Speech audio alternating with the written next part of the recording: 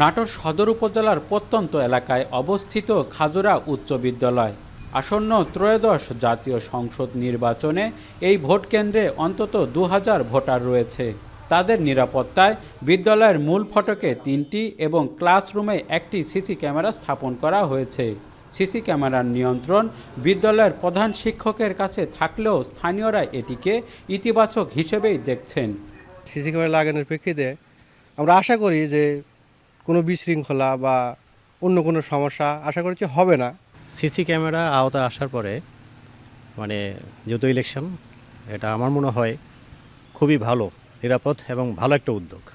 প্রত্যন্ত অঞ্চলের পাশাপাশি শহরের ভোটকেন্দ্রগুলোর নিরাপত্তায়ও বসানো হয়েছে সিসি ক্যামেরা। নাটোর শহরের গুরুত্বপূর্ণ ভোটকেন্দ্র লালবাগ সরকারি প্রাথমিক বিদ্যালয় প্রশাসনের ঝুঁকিপূর্ণ ভোটকেন্দ্রগুলোর মধ্যে অন্যতম এটি। তবে মূল ফটক সহ পুরো কেন্দ্র আনা হয়েছে 4টি ক্যামেরার আওতায়। এটা আসলে খুব প্রশংসনীয় উদ্যোগ। আমাদের খুব ভালো হয়েছে সিসি ক্যামেরা লাগানোর জন্য। আমরা সবকিছু দেখতে পাচ্ছি, তদারকি করতে পারছি।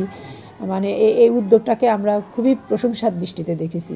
এখানে আমরা প্রতিজনের গতিবিধি লক্ষ্য করতে পারবো। তারপরে আমাদের কাছে এটা মনিটরিং ব্যবস্থা থাকবে। আমরা বসে থেকেই বুঝতে পারবো যে কোথায় কি অপ্রীতিকর ঘটনা ঘটতেছে, সেটা আমরা সরাসরি নিয়ন্ত্রণ করতে পারবো, কন্ট্রোল করতে পারবো। নাটোর জেলার 4টি আসনে মোট ভোটকেন্দ্র 566টি।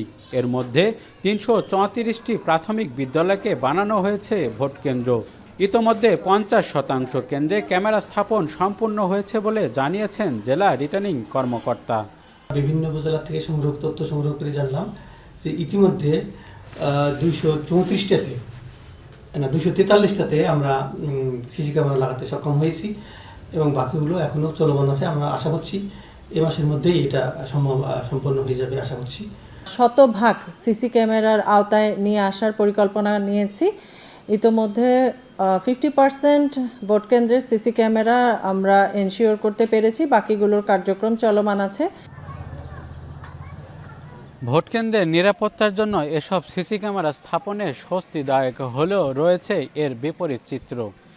তবে এসব সিসি ক্যামেরার কোনোটিরই নিয়ন্ত্রণ নেই নির্বাচন সংশ্লিষ্টদের। তাই ভোটকেন্দ্রে বিশৃঙ্খলা হলে সেটি কিভাবে মনিটরিং হবে সে প্রশ্ন থেকেই যায়। মাহবুব হোসেন, এখন নাটোর।